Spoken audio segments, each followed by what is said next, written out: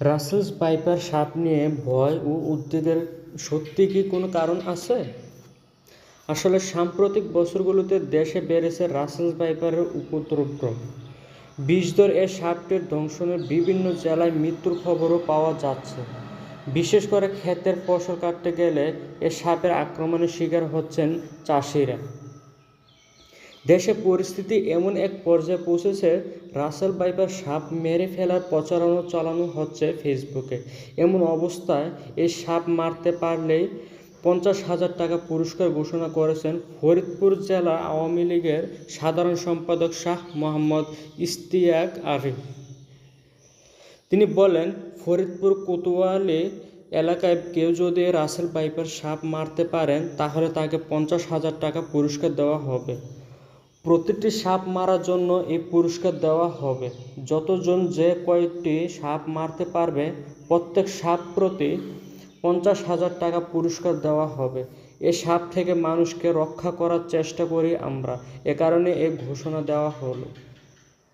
আসলে Russell viper নিয়ে যে মাত্রায় উদ্বেগ প্রকাশ করা হচ্ছে তা কতটা যৌক্তিক?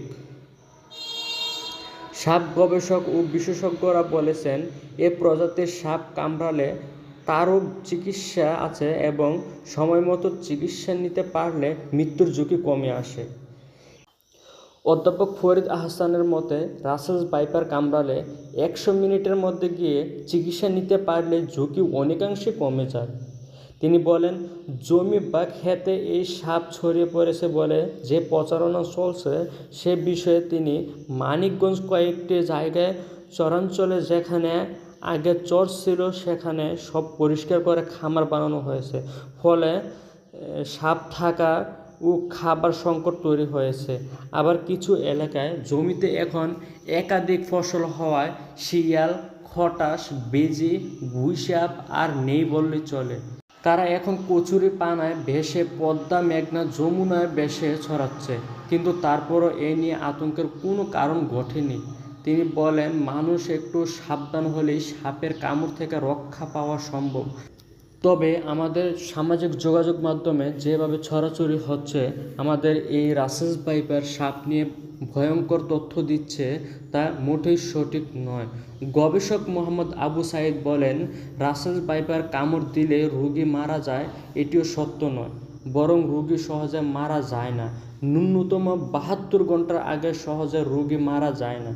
বাংলাদেশে এ সাপের কামড়ের পর 15 দিন পর্যন্ত বেঁচে ছিল এমন তথ্য আছে। অতএব আমাদের এত ভয় এবং ঘাবড়ানোর কোনো বিষয় নয়। বাংলাদেশ টক্সিকোলজি সোসাইটির সভাপতি ডাক্তার মোহাম্মদ আবুল ফয়েজ সাপের দংশন ও এর চিকিৎসা নিয়ে বই লিখেছেন।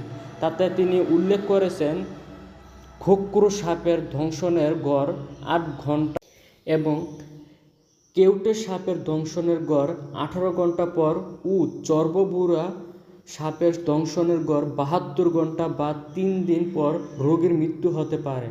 বেশিরভাগ ক্ষেত্রে এই সময়সীমার মধ্যে অ্যান্টিভেনম প্রয়োগ করা জরুরি। তাই আমাদের রাসেল ভাইপার দেশের সবচেয়ে বিষধর বা সবচেয়ে প্রাণঘাতী সাপ নয়। এটা আমাদের অবশ্যই বিশ্বাস রাখতে হবে এবং সতর্কতার সাথে আমাদের চলাফেরা করতে হবে। তিনি আরও জানান, কোবরা বা কেউটে কামড়ালে টেরও পাওয়া যায় না অনেক সময়, কিন্তু রাসেল ভাইপার কামড় দিলে জায়গাটা সাথে সাথে ফুলে যায় এবং সাপটি সাথে সাথে চলে যায় না। সেজন্য কামড় দেওয়ার পর সাপটা দেখা যায় বলে রোগী বা অন্যরা নিশ্চিত হতে পারে। একজন চিকিৎসক দ্রুত অ্যান্টিভেনম প্রয়োগ করতে পারেন, সেটি হলে ঝুঁকিও কমে যায়। এ কারণেও এটি অন্য বিষধর সাপের চেয়ে কম আতঙ্কের। এই সাপের কামড় থেকে বাঁচতে যেসব সতর্কতা অধ্যাপক ফরিদ আহসান বলেছেন, এই সাপটি সাধারণত নিচাচর বা রাতে চলাচল করতে পছন্দ করে এবং মানুষের বাড়িঘর এলাকায় সাধারণত এরা থাকে না।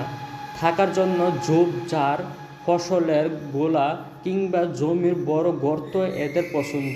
এ সাপ যে পরিমাণ ইঁদুর খায় সেটি না হলে ফসল উৎপাদনেরই ক্ষতি হতো। আমরা সকলেই জানি, ঘাস বনে ঝোপঝাড়ে এরা থাকে, তাই এসব জায়গায় গেলে সাবধানতা অবলম্বন করা উচিত আমাদের সকলের।